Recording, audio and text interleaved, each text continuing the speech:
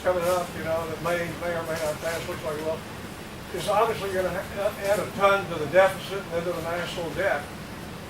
And that's going to produce tremendous pressure on the Republicans to damage Medicare and Social Security and all that.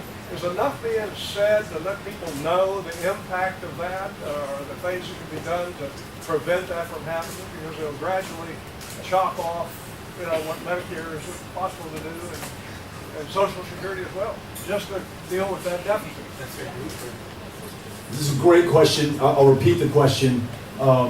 As you add 1.5 trillion to an already outstanding $20 trillion in debt, could this be part of an evil plan to create so much pressure on the federal budget that members of Congress would be willing to do the unthinkable, which is to cut Social Security benefits for the people who have worked their entire lives and paid in to the Social Security Trust Fund, not a handout, an absolutely 100% earned benefit, that they'd be willing to cut Medicare, the most successful healthcare plan in the United States of America today, that they'd be willing to cut Medicaid, upon which more than 3.5 million kiddos in the state of Texas depend, in some cases for their very lives. And there is strong reason to believe that that is the case, not amongst all Republicans, but those who've actually brought it up.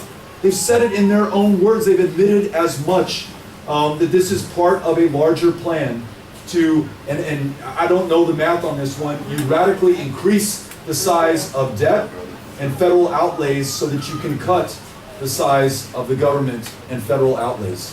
Let me tell you one thing that came out of a conversation with Amy Friday night. She said, Beto, you keep talking about the debt, the 1.5 trillion, and how irresponsible that is. Haven't Democrats added to a lot of that debt, the 20 trillion? And I said, oh, Amy, I'm so glad you asked me this question. Let me tell you where that 20 trillion came from. Bill Clinton leaves office, and we are deficit-free and beginning to pay down the debt on a trajectory that, if we continued those policies, would have the entire debt of the United States paid down by now. We would have zero outstanding.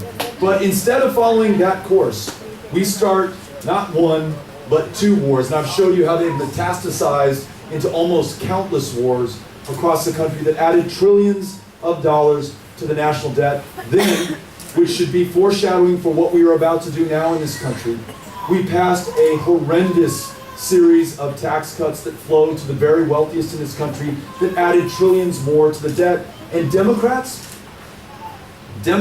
in the mess that they were left starting in 2009, in the worst recession that this country has ever experienced since the Great Depression, Democrats did their best to invest in infrastructure, in roads, in streets, in drainage, in flood mitigation, the things that we needed in our communities that were connected to jobs that it would take to build them.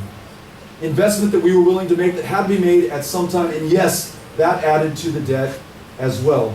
But know from where it came, and it will give you a good idea of what will happen if we commit those same mistakes again this time. In addition, we could be sacrificing these most successful programs upon which so many Americans depend. So thanks for asking the question.